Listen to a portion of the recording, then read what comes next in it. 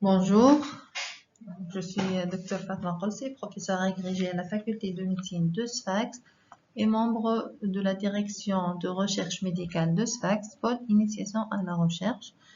Et on va voir à travers cette présentation la partie théorique des tests statistiques. Cette présentation fait partie de l'élément constitutif du module numéro 7, notion de base en biostatistique. Et à la fin de cette présentation, vous devrez être capable de comprendre l'importance et le rôle des tests statistiques dans l'analyse des données médicales et de la recherche, acquérir les bases nécessaires pour interpréter les résultats statistiques dans la littérature scientifique, différencier les types de variables quantitatives, qualitatives et leur impact sur le choix des tests statistiques, comprendre les concepts clés, hypothèses nulles, hypothèses alternatives, le P, l'intervalle de confiance et la puissance statistique, identifier les principaux tests statistiques paramétriques et non paramétriques et leurs indications selon les données et les objectifs d'analyse, appliquer un raisonnement logique pour sélectionner un test approprié dans des situations simples, reconnaître les erreurs statistiques possibles et leur implication en recherche médicale. En fait, c'est quoi un test statistique? C'est une méthode mathématique utilisée pour vérifier une hypothèse à partir des données. Donc, il permet de déterminer si la différence ou les relations observées dans un échantillon sont suffisamment significatives pour être généralisées à une population entière. Donc, le but principal des tests statistiques, c'est d'évaluer si une hypothèse qui est appelée l'hypothèse nulle ou H0, peut être acceptée ou rejetée en se basant sur les données disponibles. Donc, les éléments clés d'un test statistique, c'est l'hypothèse nulle, c'est l'affirmation de base, souvent en position de non-différence ou non-effet. Exemple, il n'y a pas de différence entre deux traitements médicaux. L'hypothèse alternative ou H1, c'est l'hypothèse opposée que vous essayez de prouver. Exemple, il existe une différence entre deux traitements médicaux. Et donc, les données observées, ce sont des données collectées sur un échantillon, à partir d'un échantillon. Et le test statistique, c'est une valeur calculée à partir des données qui résume la différence ou les relations observées. Le P, c'est la probabilité d'observer des données ou des résultats plus extrêmes. Si H0 est vrai. Le seuil de signification, il est généralement fixé à 0,05. Donc, le calcul de probabilité, il y a plusieurs formules pour calculer le P, mais bien sûr, avec le logiciel de statistique, essentiellement le SPSS, ça sera plus facile. On ne va pas s'amuser à calculer le P manuellement, bien sûr. Et donc, le P, elle représente la probabilité d'observer un résultat donné au plus extrême si l'hypothèse nulle est vraie. Donc, on l'appelle généralement P. Donc une mesure pour évaluer la compatibilité des données H0 et H1. Donc, c'est un outil décisionnel, mais ne prouve pas une hypothèse. Elle doit être interprétée avec prudence en tenant compte du contexte de l'étude, bien sûr. Donc, pourquoi on réalise ces tests-là? Pourquoi on essaie de mesurer la probabilité? En fait, c'est une procédure de décision entre deux hypothèses. Donc, décider si une différence est observée, elle est significative et elle peut être considérée et utilisée dans la population. Donc, les étapes, bien sûr, la première étape, c'est de fixer les objectifs ou le but de l'étude. Et puis, on va formuler les hypothèses H0 et H1. Puis, on va voir le type des variables utilisées afin de choisir le test adapté. Et bien sûr, il faut vérifier les conditions d'application de chaque test.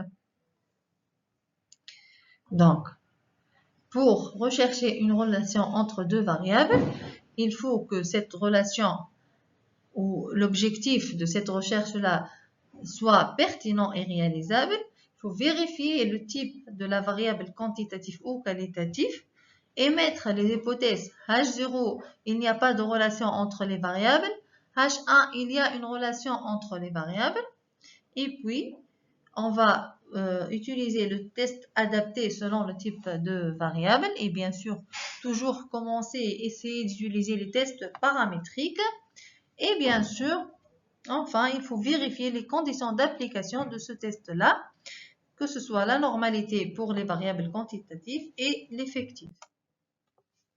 Donc, pour les hypothèses, on a déjà dit que l'hypothèse 0, c'est l'hypothèse nulle. Donc, on la considère vraie a priori. Et H1, c'est l'hypothèse alternative. Donc, P, c'est la probabilité de rejeter H0. Donc, par exemple, si on va étudier l'efficacité d'un traitement versus placebo. H0, il n'y a pas de différence entre le traitement et le placebo. H1, il y a une différence. Si P inférieur à H0, donc on va rejeter H0 et on retient H1. D'accord? Si P est supérieur à 0,05, ce que on va retenir le H0, parce qu'il n'y a pas de différence. Donc, les règles de l'usage, généralement, dans la recherche médicale, on utilise le 0,05 et on le considère pour considérer la signification d'un test. Donc, si supérieur à 0,05, le résultat est non significatif. Si entre 0,01 et 0,05, le résultat est significatif. Si entre 0,001 et 0,01 est fortement significatif. Et si inférieur à 0,001, alors le résultat est très fortement significatif. Donc, pour les principaux tests, donc, comme on a déjà dit, donc, les tests, l'utilisation des tests dépend essentiellement du type de variable. Donc, si on est devant, on va comparer ou voir la relation entre deux variables qualitatives. Il n'y a pas de test paramétrique là, donc on va utiliser que les non paramétriques. Donc, à savoir le test du Q2 si les conditions d'application sont appliquées. Sinon, on va utiliser le test de Fisher. Si on va comparer deux variables quantitatives, on va utiliser les tests paramétriques, à savoir le test de Pearson, si les deux variables suivent la loi normale. Sinon, on va utiliser le test non paramétrique Spearman. Si on va comparer deux variables, une quantitative et une qualitative non appareillée, donc on va utiliser le test T de Student si la variable quantitative suit la loi normale. Sinon, le test de Mann-Whitney. Si on va comparer deux variables, une quantitative, une qualitative appareillées, c'est-à-dire pour une même personne ou un même sujet. Donc, on va utiliser le test T pour les variables appareillées si la variable quantitative suit la loi normale. Sinon, on va utiliser le test de Wilcoxon. Donc, bien sûr, vous savez qu'il faut toujours commencer par vérifier la normalité pour toute variable quantitative. On utilise généralement le test de Shapiro-Wilk, sinon le test de Coulomb-Gorov. Donc, en général, si la variable suit la loi normale, la médiane est égale à la moyenne. Donc, on voit même à l'œil, donc par la courbe, si ça suit la loi normale, c'est une courbe gaussienne. Sinon, ça ne suit pas la loi normale. Si la distribution elle est normale, on va utiliser les tests paramétriques. Sinon, on va utiliser les non paramétriques. Donc, comment vérifier la normalité? Donc, comme d'habitude, pour vérifier la normalité, on va utiliser un test. Donc, pour utiliser un test, on va toujours vérifier le type de la variable. C'est que pour les variables quantitatives. On va émettre les hypothèses. H0, ça suit la loi normale. H1 ne suit pas la loi normale. Les tests, c'est le test de Shapiro-Wilk. Donc, où on va trouver ce test-là? C'est sur SPSS, bien sûr. Analyse statistique descriptive et explorer.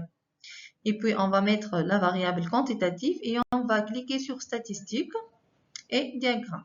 Puis, OK. Donc, ici, on a ajouté le diagramme pour ajouter le graphique de la courbe gaussienne. Donc, voilà, on a essayé de vérifier la normalité pour notre base de données. Et voilà, le test nous revient à 0,00. Donc, c'est inférieur à 0,05. Donc, on rejette H0 et on retient H1. Donc, notre variable ne suit pas la loi normale.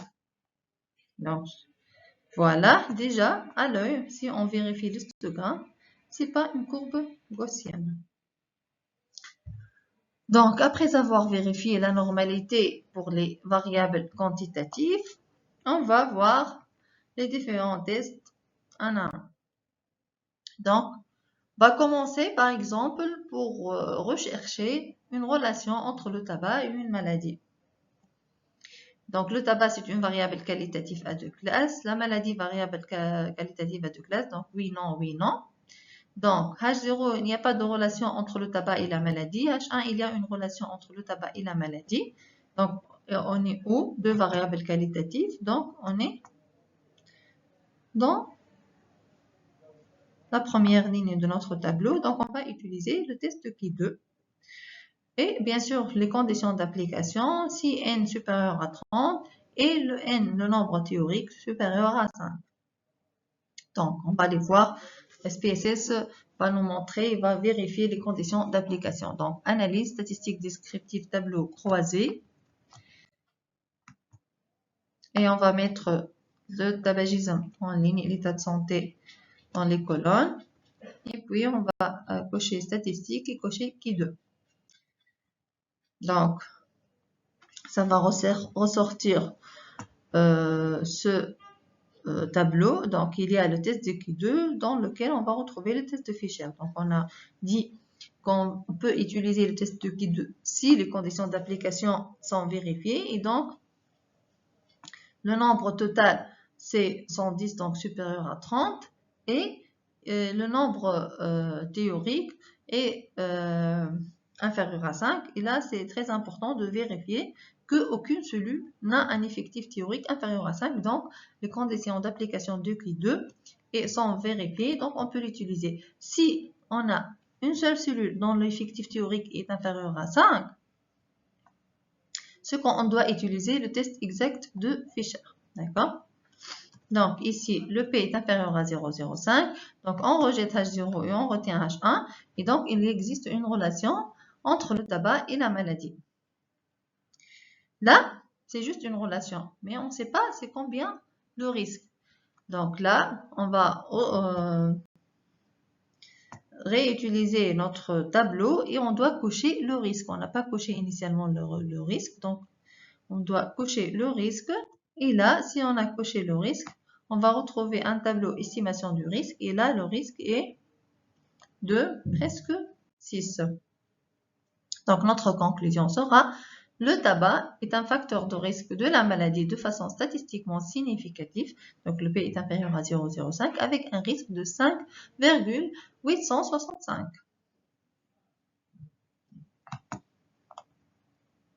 Si le nombre inférieur à 30 ou il y a une cellule dont l'effectif théorique est inférieur à 5, donc on va utiliser le test de Fisher. Donc, le deuxième test, c'est on va vérifier la relation entre l'âge et la maladie. Donc, l'âge, c'est une variable quantitative et la maladie est une variable qualitative. Donc, les hypothèses, le H0 est que la moyenne d'âge est la même pour les sains et les malades. Le H1, la moyenne est différente. Là, on est où? Dans le quantitatif contre le qualitatif non appareillé. Et donc, on doit vérifier la normalité. Si c'est normal, on va utiliser le test de student. Sinon, on va utiliser le Mann-Whitney. Bien sûr, les conditions d'application, c'est la variable quantitative suit la loi normale et la variance. On va vérifier, donc, où trouver, analyse, comparer les moyennes. Et on va utiliser le test T pour des échantillons indépendants, non appareillés. On va mettre au niveau des variables, la variable quantitative et le critère de jugement, c'est la maladie. Donc, on va cocher comme on a mis dans les données 0 et 1. Absence de maladie et présence de maladie. Et OK, on va revoir ce tableau. Et là, on doit vérifier la variance. Si, avant de parce que dans le tableau, on aura deux significations. Laquelle on va l'utiliser? Il faut vérifier avant le test de Levin pour les variances. Si les variances sont égales, c'est que H0 c'est H0, si les variantes ne sont pas égales, c'est H1. Donc là, le P est inférieur à 0,05. Donc on rejette H0 et on retient H1. Donc les variances ne sont pas égales. Et là, on va utiliser le test, l'hypothèse de variance intégrale et on va vérifier le P à ce niveau-là. Donc le P est inférieur à 0,05. Donc on rejette H0 et on retient H1 et que la moyenne d'âge est différente entre les sains et les malades. Et en vérifiant le tableau de statistiques descriptives, on voit bien que les malades sont plus âgés que les sains de façon significative. Donc, si on va voir la relation entre les deux mesures de poids, donc c'est la même personne, donc une variable quantitative mesurée deux fois. Donc, les moyennes sont égales, c'est H0. Les moyennes sont différentes, c'est H1. Donc là, on est dans ce tableau-là. Donc, on est devant deux variables, une quantitative et une qualitative, parce que deux fois, on la considère comme qualitative, mais c'est appareillé chez la même personne. Donc, on va vérifier la normalité et sans variance parce qu'il n'y a pas de variance, c'est le même individu. Donc, comparer les moyennes, T pour échantillon appareillé. N'est pas indépendant cette fois-ci. Voilà, donc on va ajouter notre variable et voilà notre tableau. Le P est inférieur à 0,05. Donc, on rejette H0 et on retient H1 et la moyenne des deux mesures sont différentes et bien sûr le poids avec le traitement est plus bas qu'avant le traitement en vérifiant les statistiques malgré la différence n'est pas énorme.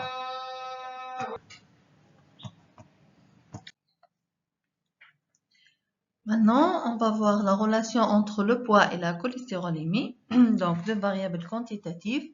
Il n'y a pas de corrélation entre le poids et la cortisolémie, c'est H0, H1, il y a une corrélation. Donc on est où?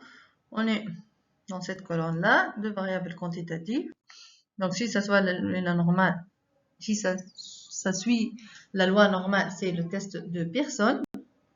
Bien sûr, les deux variables doivent suivre la normalité et les deux variables doivent être mesurées directement. Donc, on va aller dans notre SPSS, analyse, corrélation bivariée. On va ajouter les deux variables. Et on va cocher le Pearson, pardon. Si ça ne suit pas la loi normale, c'est le Spearman. Vous voyez que le SPSS, il vous donne tout ce que vous voulez. Mais on doit bien choisir le test qu'on veut utiliser. Donc, si les deux variables suivent la loi normale, on va utiliser le Pearson. Sinon, c'est le Spearman.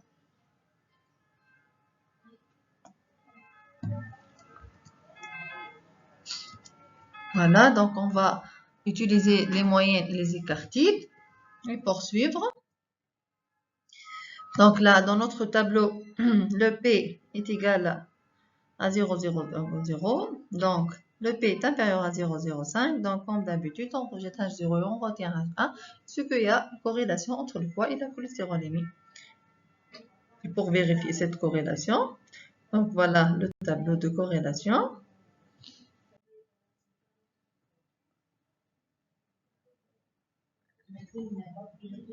Ici, le P est inférieur à 0,05. Voilà, les corrélations. Là, une petite notion sur les corrélations est que si le R est ici, on va voir le R, d'accord? Donc, est égal à 1, ce qu'il n'y a pas de corrélation. Si il est positif et supérieur à 0,5, ce que la corrélation, il est positif, il est donc la même évolution. Si le poids augmente, la cholestérolémie augmente. Si le R est négatif, c'est une corrélation inverse. Si le poids augmente, la cholestérolémie diminue. Donc notre R, on va le retrouver ici. La corrélation c'est 0,45 Donc, on est entre 3 et 0,3 et 0,7, c'est positif, ce qu'il y a vraiment une corrélation et qu'elle est positive dans le même sens. Voilà, donc on a utilisé pratiquement tous les tests. Juste, je ne vous ai pas montré la localisation ou comment utiliser les tests non paramétriques si notre variable quantitative ne suit pas la loi normale. Donc là, on revient dans notre SPSS, analyse, test non paramétrique, boîte de dialogue ancienne version. Donc, soit on utilise les échantillons liés si la variable quantitative est variée, sinon les échantillons indépendants. Et merci pour votre attention.